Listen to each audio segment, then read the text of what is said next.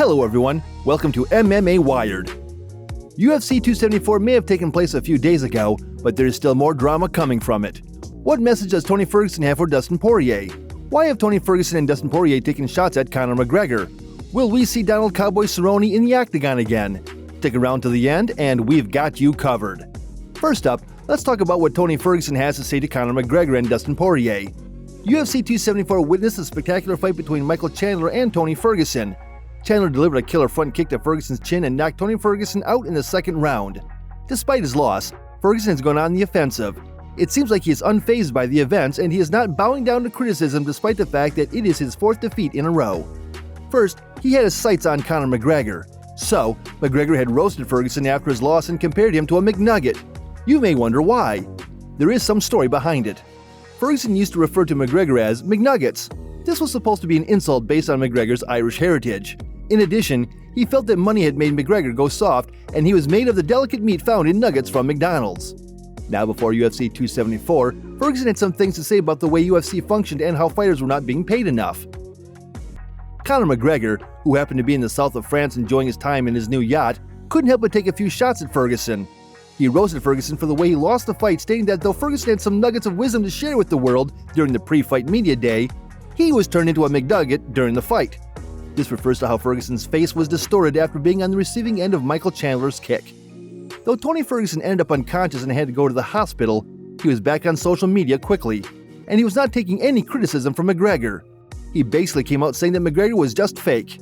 He stated that McGregor didn't have the guts to tag him while making fun of him. He also said that McGregor had no sauce and no balls, and that he was not afraid of taking on McGregor.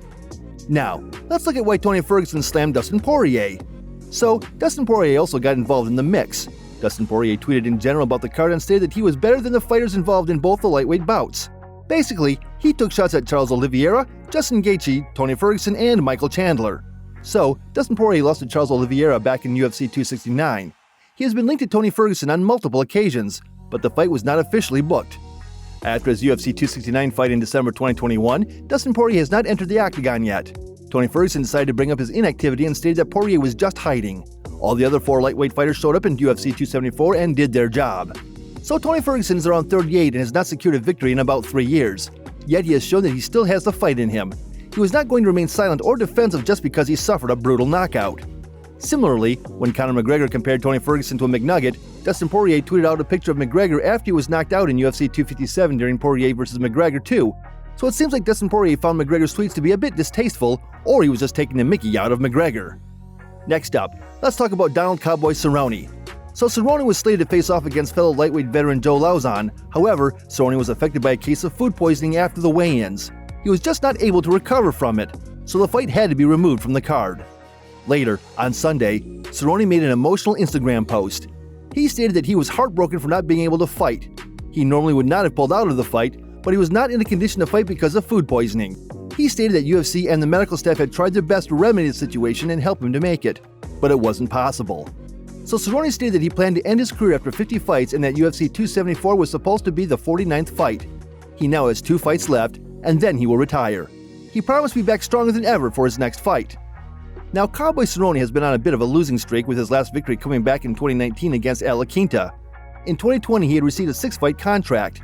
At that time, he was in the welterweight division and took on Conor McGregor, Anthony Pettis, Nico Price, and Alex Morono during this time. UFC 274 was supposed to mark his return to the lightweight division with his fight against Joe Lauzon. However, fans don't need to worry, their bout has been moved to June 18, 2022. It'll take place during the upcoming event called UFC on ESPN, Kattar vs. Emmett. And that's our wrap.